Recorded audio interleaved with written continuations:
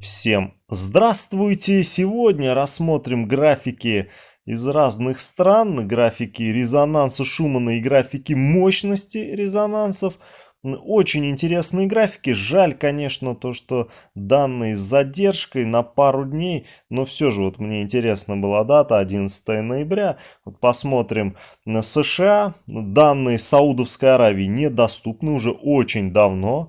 Посмотрим Литву. В Литве всегда очень мощные графики, очень интересные события там происходят. Канаду тоже посмотрим. Данные с Новой Зеландии тоже недоступны довольно-таки давно.